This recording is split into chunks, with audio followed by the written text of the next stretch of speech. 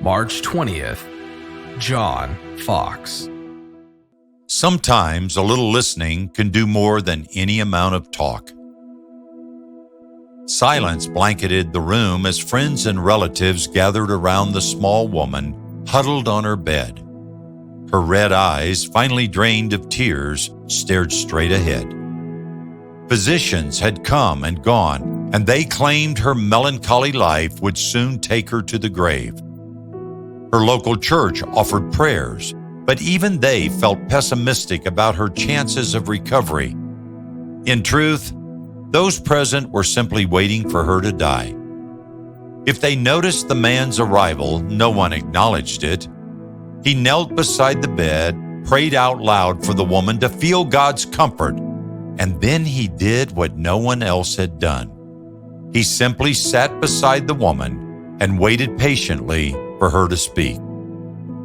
John Foxe knew only that the older woman had fallen into a deep depression and that her family had given up hope for her survival.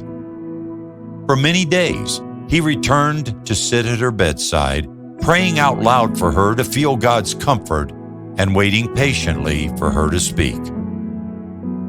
Finally, she did speak.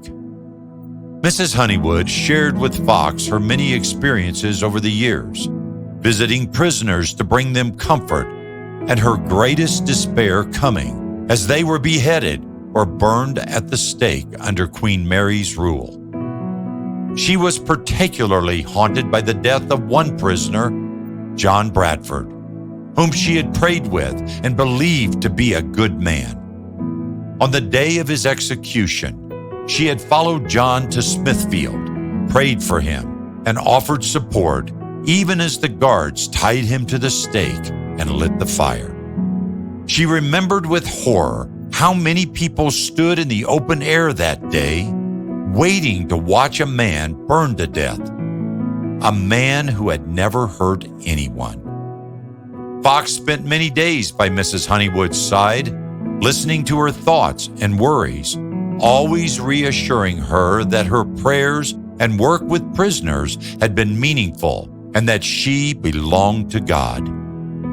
Little by little, she emerged from her depression until she was whole again. Cheerful and engaged with her life, she lived another 30 years.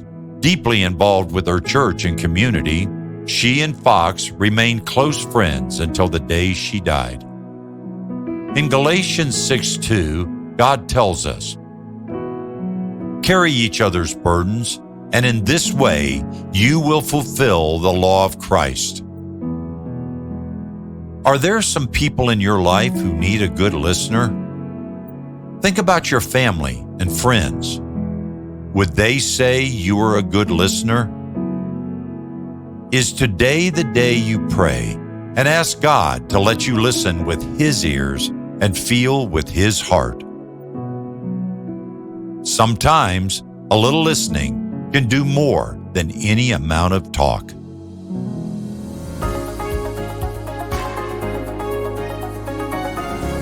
Men, Chuck Stecker here. I'm the teaching pastor at Summit Church in Centennial, Colorado. I'm also the executive director of A Chosen Generation. You know, really taken by the story of John Foxe, and we know the book, the Foxe's Book of Martyrs. And you know, so often we don't hear the backstories and we don't hear the other parts because of the magnitude of the primary story. But in this story here, we get to learn a little bit more about John Foxe and what shaped him and would shape into a manner that God could use him mightily.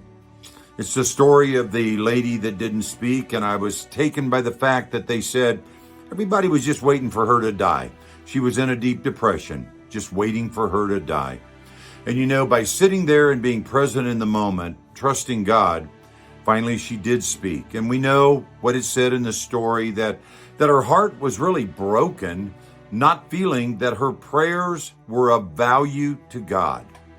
One in particular was John Bradford, a good man, and we could go down through all of this.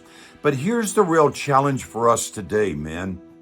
I think of Mrs. Honeywood and I think of this story, and the question is, what prayers have you been praying that it doesn't feel like God is answering? What prayers have you been praying it doesn't feel like God is hearing? What prayers have you been praying that it doesn't feel like God cares about? And the story here is to really tell you that God is hearing your prayers. God cares about your prayers. God is right there with you, and we have to trust God and keep praying. Sometimes it takes another friend to help us come out of that, as it did in the case of this lady with John Foxe. And so here's my challenge. Where have you been discouraged in your prayer life? Because she was, and it put her into a deep depression. Where have you been discouraged in your prayer life? And maybe you've quit praying about that. And God says, just be consistent, be persistent, but keep praying. Because I know this, what the Bible says is the fervent prayers of a man, constant, continuous, and trusting prayers of a man, God hears, and God will move on those prayers. Think about that and have a great day.